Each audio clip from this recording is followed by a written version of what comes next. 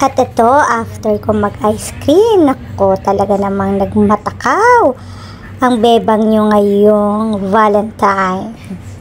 Self-date, kaya i-enjoy. Kung may ice cream, eto naman, pizza naman. Siyempre, in-order ko lang yung para sa akin. Single. Kasi single naman ako, diba? Kaya single. Tama lang sa akin yung single. Siyempre, diba? Ang laki kaya ng ice cream na inupakan ko, ewan ko lang. Kung hindi naman bundat ang tiyan ko. Pero di bali, okay lang yan. Minsan lang. Valentine naman. So, yun na ang aking pizza. Pinasok na sa oven. So, namili lang ako na ilalagay kung ano yung ilalagay ko. At ang bilis. Ayan na po ang aking order. Yan na. Yan lang siya kaliit. Pero pwede na. Busog ay juice ko. Pag hindi ka pa naman nabusog, yung malaking ice cream, tapos yan. O, yan. Oy! Yummy rin naman.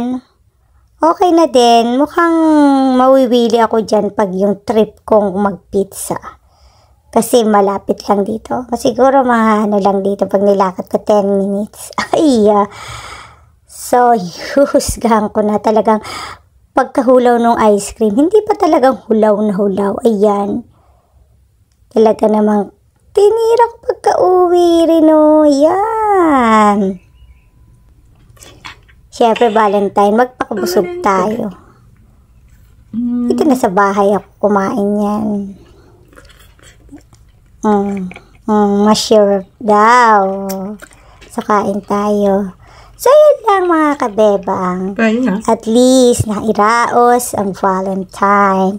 Wala ka mang kadate, okay lang. Importante, masaya tayo. Diba? Yun ang the best. O diba, may partner ka nga, hindi ka naman masaya. O, di okay na tong ganito.